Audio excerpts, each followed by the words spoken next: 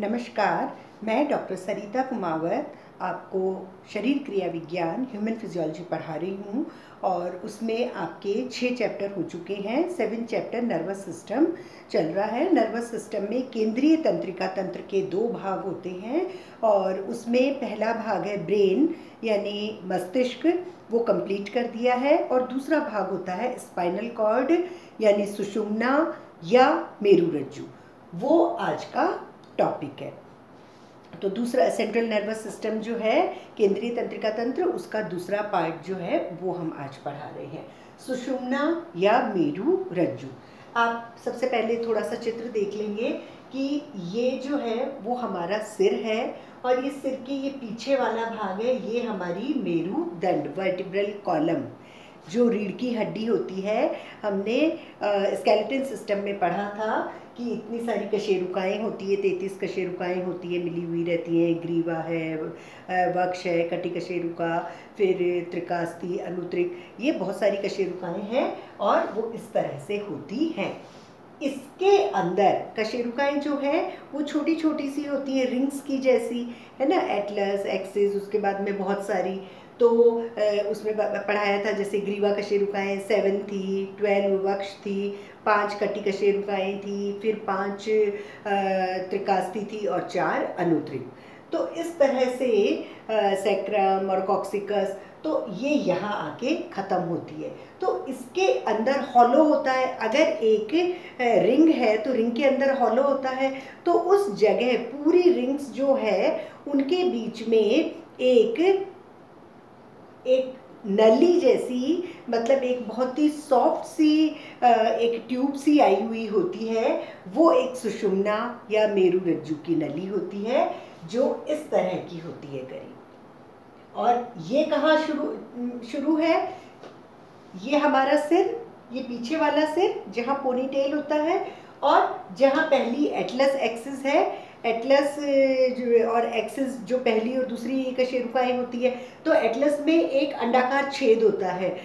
मैंने skeleton system के chapter में पढ़ाया था। तो जो अंडाकार छेद होता है उसको फोरामेन मैग्नम यानी महारंध्र कहते हैं, ये वही महारंध्र है। तो ये महारंध्र यहाँ जो पश्च कपाला अस्थि होती है उस जगह से शुरू होता है और वहीं से सुषुम्ना चालू होती है।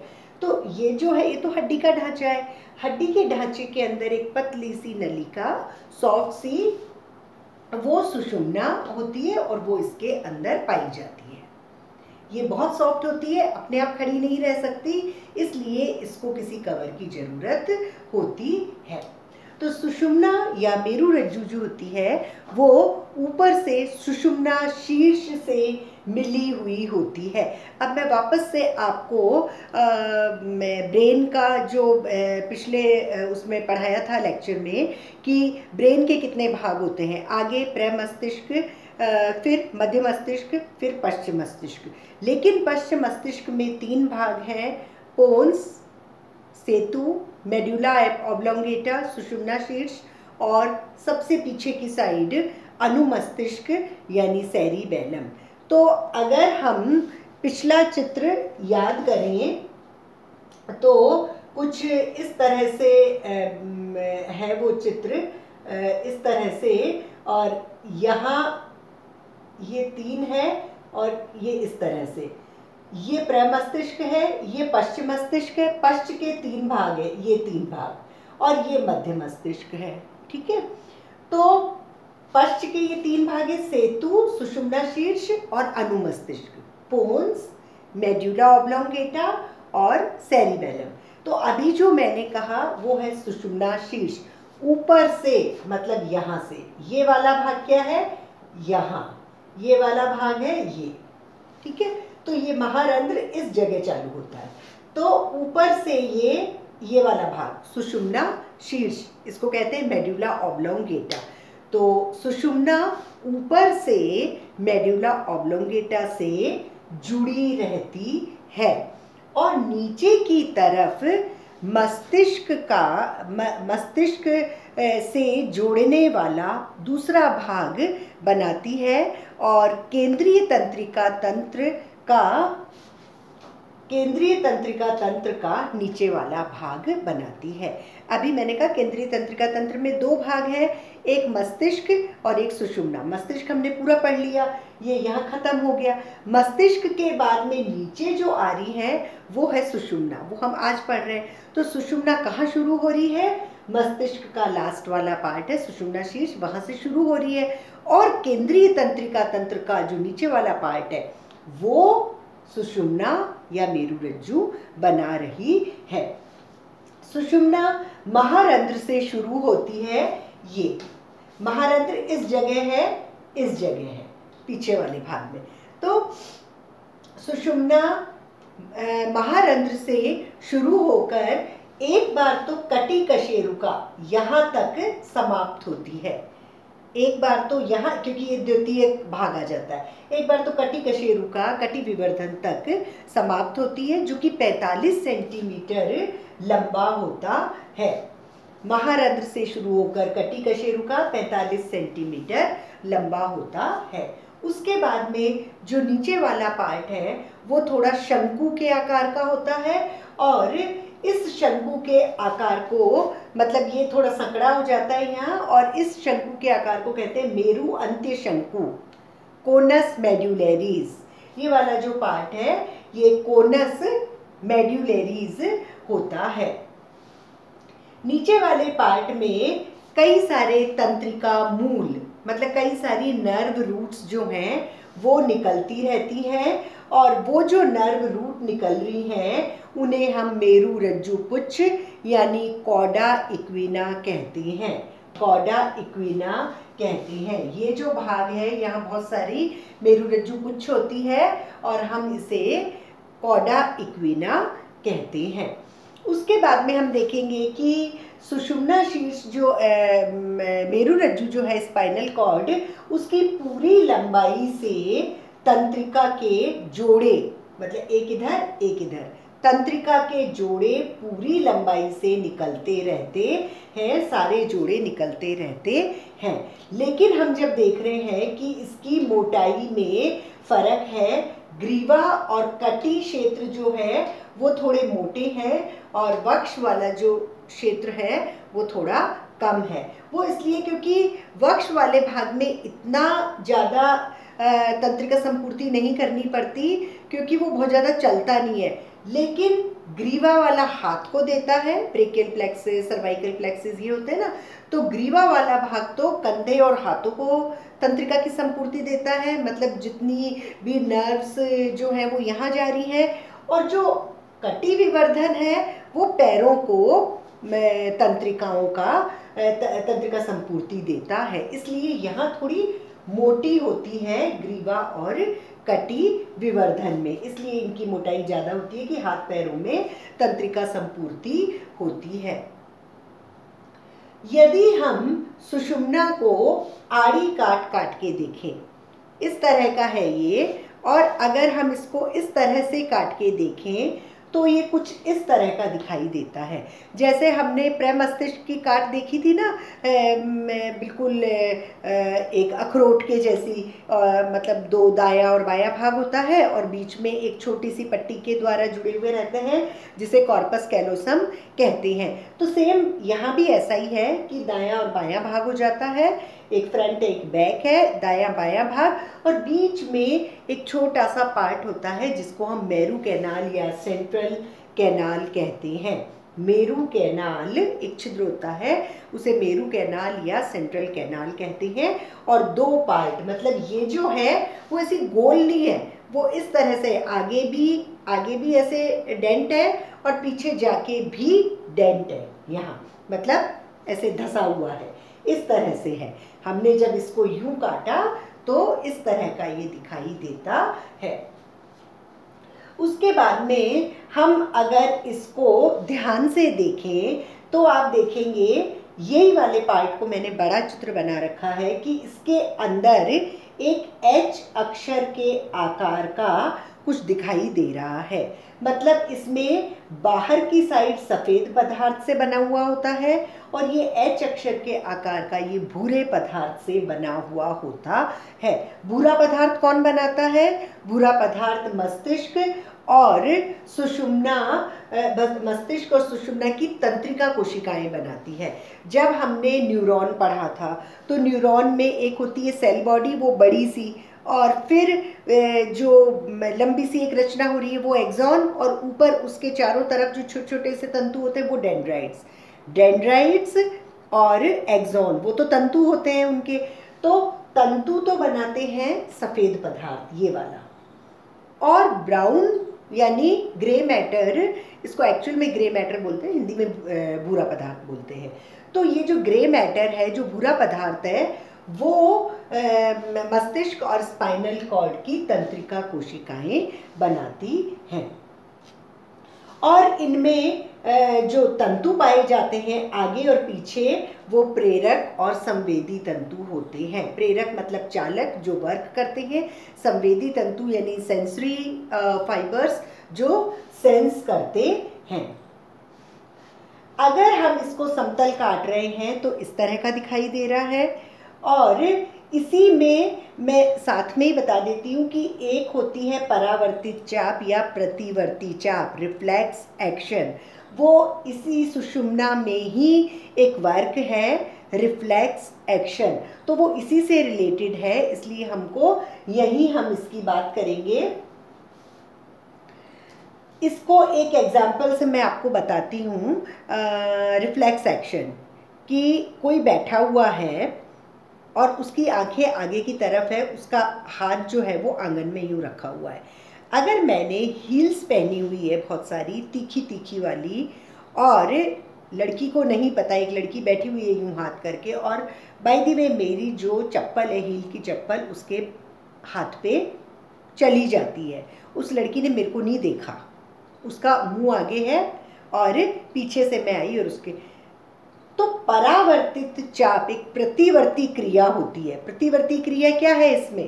प्रतिवर्ती क्रिया ये है कि उसके मुंह से कुछ भी गंदा भी निकल सकता है, हाथ हटाएगी, थप्पड़ मारेगी, ये प्रतिवर्ती क्रिया है, अपने आप स्वतः बिना सचेतन ज्ञान के। बाद में तो अगर जैसे देख ले कि अच्छा ये तो मैडम है, तो कुछ भी नहीं कहेंगे क्योंकि भाई बड़े हैं। लेकिन प्रतिवर्ती क्रिया, रिफ्लेक्स एक्शन वो होता है, सामने से मच्छर आया, आंखें एकदम झपका ली, तो वो अपने आप हम सोचेंगे नहीं कि अच्छा मच्छर आ रहा है तो हमको आंख बंद करनी है। बिना सचेतन ज्ञान के जो अपने आप होता है वो है प्रतिवर्ती क्रिया या परावर्तित क्रिया या रिफ्लेक्स एक्शन, और वो इसी वाली रचना से होता है। अब आगे मैं इनको और इनको दोनों को रिलेट करके भी बता रही हूँ कि जब हमने इस तरह से काटा तो इसमें ये एच अक्षर के आकार दिखाई दिया।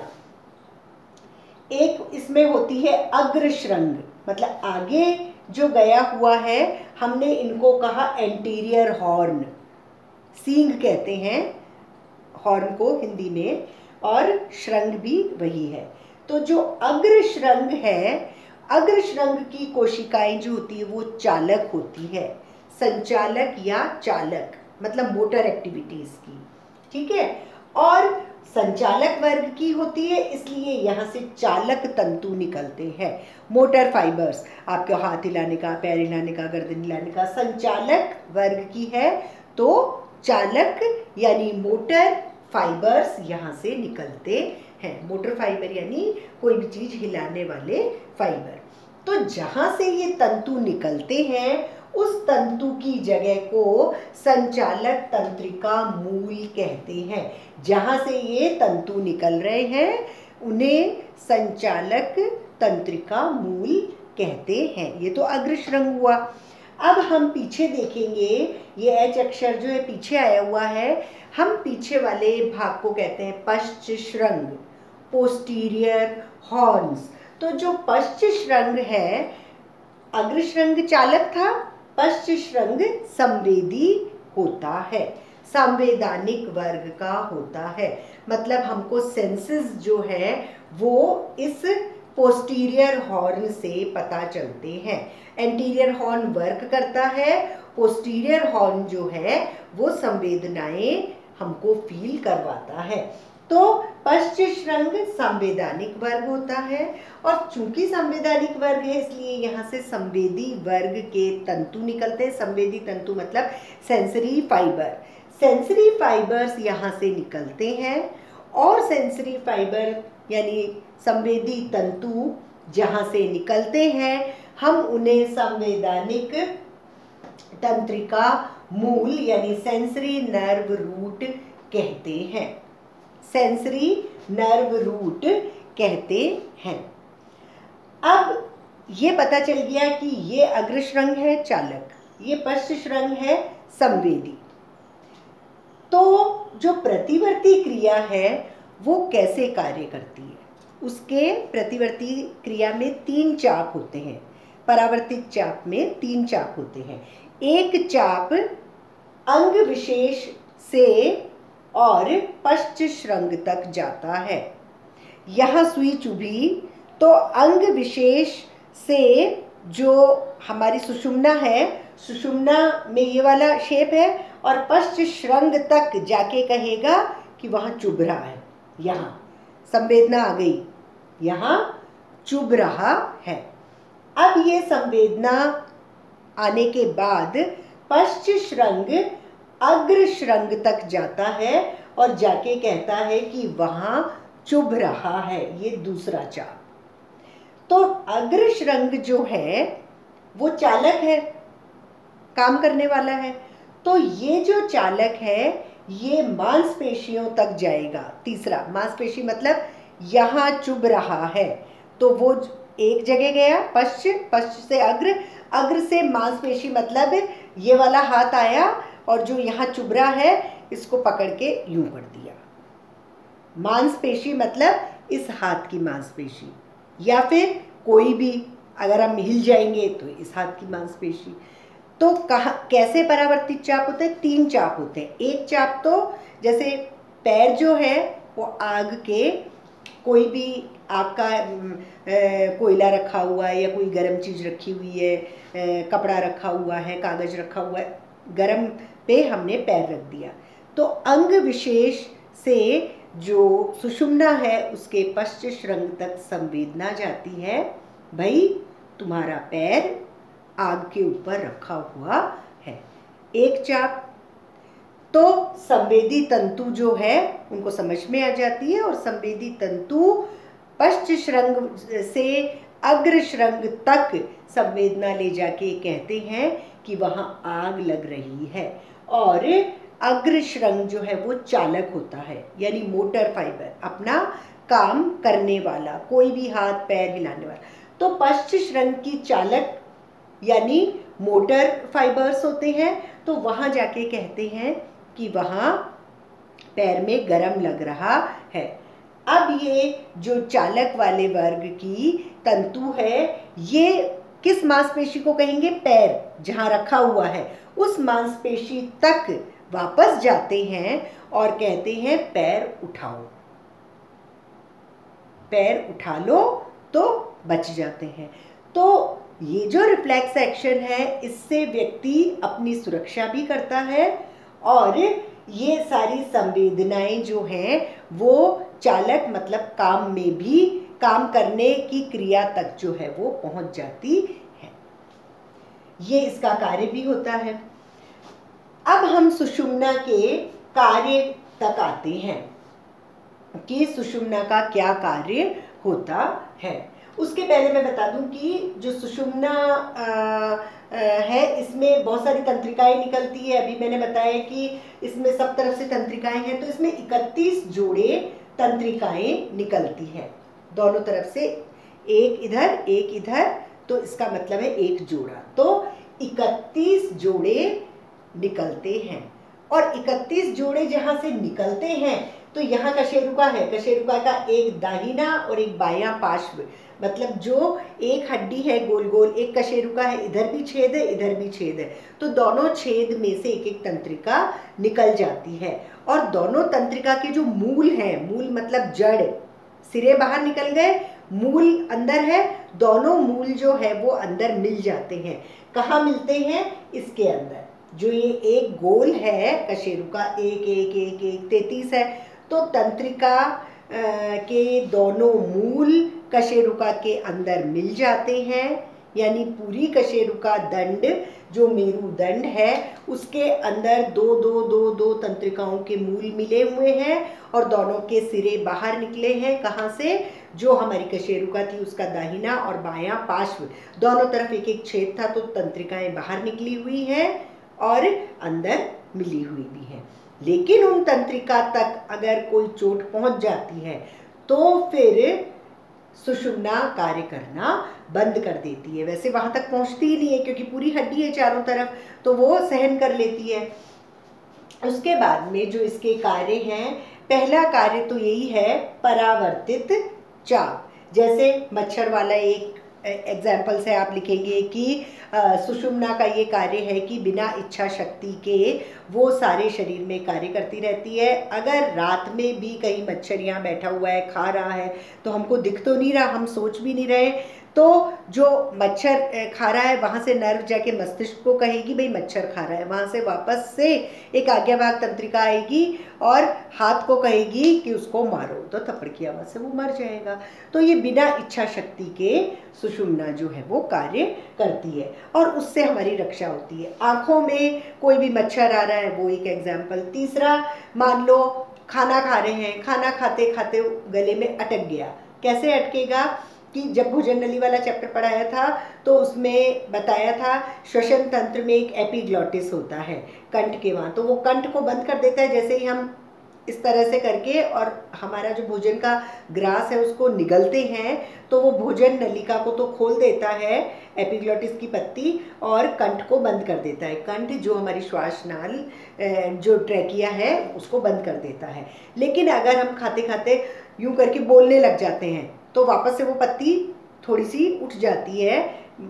जैसे अपने डस्टबिन का ढक्कन होता है उस अनुसार, जैसे जितना खोलते हैं उस तो जितना ज़्यादा बोलेंगे उतनी खुलेगी, थोड़ा भी बोले तो थोड़ी सी खुल जाएगी। तो जो खाना खा रहे हैं वो भोजन नलिका में नहीं जाके, पीछे भोजन नलिका है और भोजन नलिका के भी पीछे कशेरुकाएं हैं, तो भोजन नलिका में नहीं जाके आगे श्वासनाल में चला जाएगा। लेकिन अपने आप ही प्रतिवर्ती क्रिया होती है, एकदम खांसी आती है, खांसी आने से वापस जो भोजन का दाना है वो उछल के बाहर आ जाता है, अपने वापस भोजन नलिका में आ जाता है और श्वास नलिका ढक्कन वापस बंद हो जाता है। तो ये परावर्तित चाप जो है वो सुषुम्ना के द्वारा कार्य हो रहा है और वो हमारे शरीर की रक्षा के लिए भी होता है। फिर सुषुम्ना हमारे जो विभिन्न भाग हैं शरीर के उसमें और मस्तिष्क में एक कड़ी है। अभी मैंने बताया 31 जोड़े निकलते हैं, तो जो ग्रीवा वाले हैं वो सारा सिर, गर्दन और हाथ यहाँ तक की तंत्रिका संपूर्ति करते हैं। भाई अगर इधर वाले तंत्रिका मूल तंत्रिका को चोट आई तो ये वाला हाथ काम करना बंद कर देगा, इधर की साइड आई तो ये वाला काम करना बंद कर देगा, सबसे ऊपर आई तो गर्दन हम यूं यूं करना बंद कर देंगे। तो इस तरह से ग्रीवा जो है वो हाथ तक के होते हैं। उसके बाद में वक्ष स्तर की होती है, तो उसमें जो हमारा पूरा ट्रंक वाला भाग है वो सब उससे ही वर्क करता है।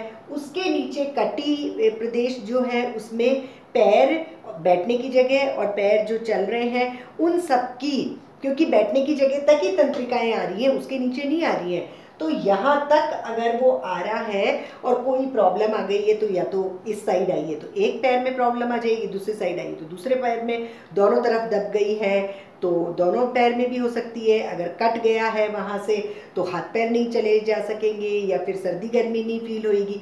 कई बार होता है ना कि कोई किसी को ऐसे मारता है और ये कि फीलिंग हो ही नहीं रही है, तो हो सकता है उसके नर्व जो हैं वो खराब हो गई हो, तो वो नर्व यही होती हैं, वो सुषुम्ना में से ही निकलती हैं। तो विभिन्न जो भाग है हमारे शरीर के उनमें और मस्तिष्क में, दोनों में एक यही एक कड़ी होती है। भाई मस्तिष्क को कहती है नीचे या ठंड लग रही है या सर्दी लग रही है या गर्मी लग रही है या अच्छा लग रहा है या जो भी फीलिंग्स हैं वो विभिन्न भागों की मस्तिष्क तक पहुंचाने वाली ये एक कड़ी है सुषुम्ना यानी मेरु रज्जु।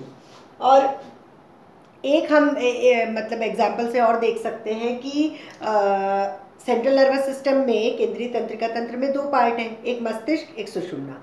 तो मस्तिष्क जो है ये वाला भाग ऊपर वाला जो हमने पहले पढ़ा, अग्र मस्तिष्क, मध्य मस्तिष्क, पश्च मस्तिष्क। तो अगर हम मस्तिष्क को प्रधान कार्यालय, जैसे प्रिंसिपल ऑफिस है, प्रिंसिपल और वाइस प्रिंसिपल वहाँ बैठे हुए हैं, बाकी जो हैं वो सारी फैकल्टीज़ अलग अलग बैठी हुई हैं, तो वो उनकी सहायता करती हैं। तो ये प्रधान कार्यालय है, तो ये जो है वो सहायक कार्यालय, जो उनके जितनी भी फैकल्टी है, होम साइंस है, हिंदी है, इंग्लिश है, वो प्रिंसिपल मैडम को मदद कर रही हैं, तो वो सुषुम्ना हुई, यानी सहायक कार्यालय।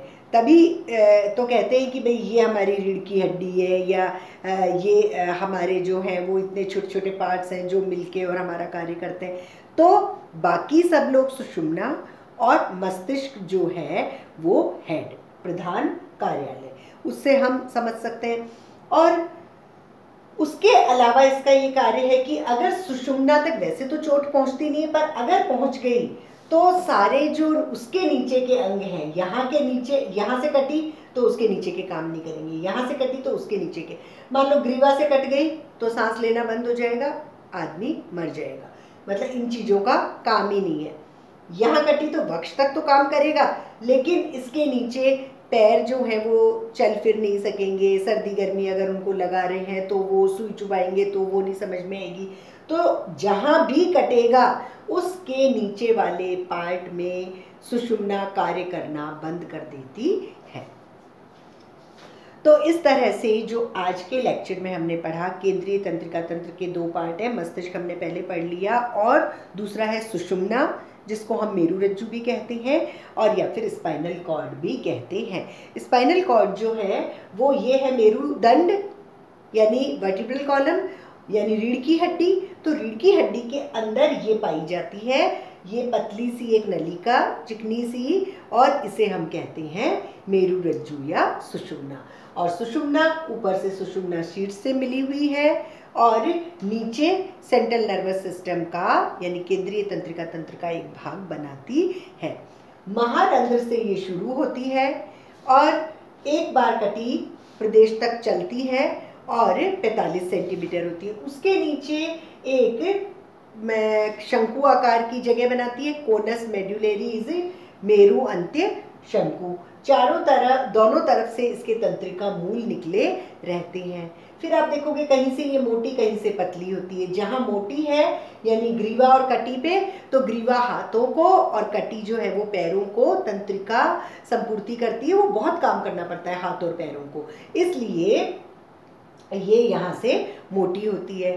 अगर हम इसको आड़ी काट काट के देखें सुषुम्ना को, तो ये कुछ ऐसा दिखाई देता है। 2 भाग होते हैं, एक दायां एक बायां, और बीच बीच में थोड़ा सा डेंट अंदर घुसा हुआ होता है, और जैसे हमने प्रमस्तिष्क देखा था वैसा ही है करीब। और बीचों बीच इसमें मेरू कैनाल यानी सेंट्रल कैनाल का एक पार्ट होता है। अगर हम इसी को ही और अच्छे से देखेंगे तो आप देखेंगे अंदर एच अक्षर का आकार दिखाई दे रहा है, और एच अक्षर का जो आकार है वो भूरे पदार्थ से बना हुआ है। मतलब सभी में ही एक सफ़ेद पदार्थ होता है, एक भूरा पदार्थ होता है। भूरा पदार्थ जो है वो मस्तिष्क और स्पाइनल कॉर्ड की तंत्रिका कोशिकाएं बनाती है, और जो तंत्रिका तंतु होते हैं वहीं के ही वो सफ़ेद पदार्थ बनाते हैं। तो अगर हम इसको देखेंगे एच अक्षर के आकार को, तो इसमें एक अग्र श्रृंग होते हैं, एक पश्च श्रृंग होते हैं। तो पश्च श्रृंग जो है वो संवैधानिक होते हैं, संवेदनाओं को लेते हैं, और अग्र श्रृंग जो है वो संचालक होते हैं, मतलब मोटर काम करते हैं। तो इससे हम ये भी पता लगा सकते हैं कि परावर्तित चाप भी होता है, हम हमारे शरीर की रक्षा भी कर सकते हैं। अंग विशेष से एक चाप जाता है पश्च श्रृंग की तरफ।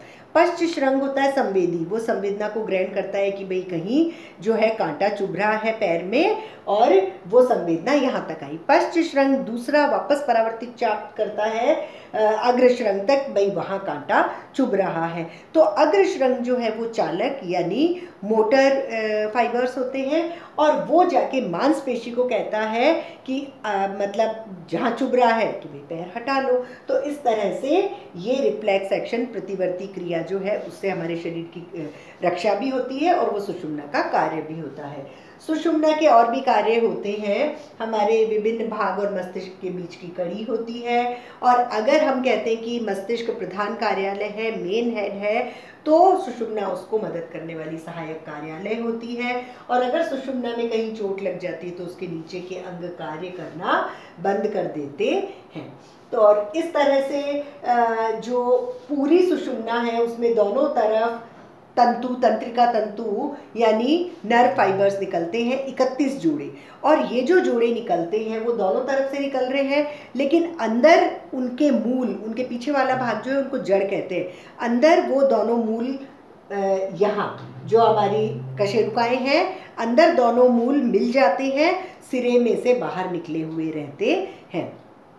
और अगर सिरे या मूल कहीं से भी कट जाए तो सब ये जो है वो कार्य करना बंद कर देते हैं। और उसके बाद में ये सेंट्रल नर्वस सिस्टम सुषुम्ना और मस्तिष्क के बारे में कंप्लीट हुआ। और फिर हमने तंत्र में हमने 2 पार्ट बताए थे, एक सेंट्रल नर्वस सिस्टम, तो उसके ये दोनों चीज़ें हो गई, ब्रेन और स्पाइनल कॉर्ड, ये कंप्लीट हो गया। इसके बाद में तंत्रिका तंत्र में एक और पार्ट है और वो बहुत ही इम्पॉर्टेंट है, पेरिफेरल नर्वस सिस्टम। जैसे सेंट्रल नर्वस सिस्टम है वैसे पेरिफेरल नर्वस सिस्टम, परिधीय तंत्रिका तंत्र। तो परिधीय तंत्रिका तंत्र में 3 पार्ट हैं, वो हम आगे पढ़ाएंगे आपको, कपालिक तंत्रिकाएं, मेरु तंत्रिकाएं और ऑटोनॉमिक नर्वस सिस्टम मतलब स्वतंत्र तंत्रिका तंत्र, वो नेक्स्ट मिलेंगे। Thank you.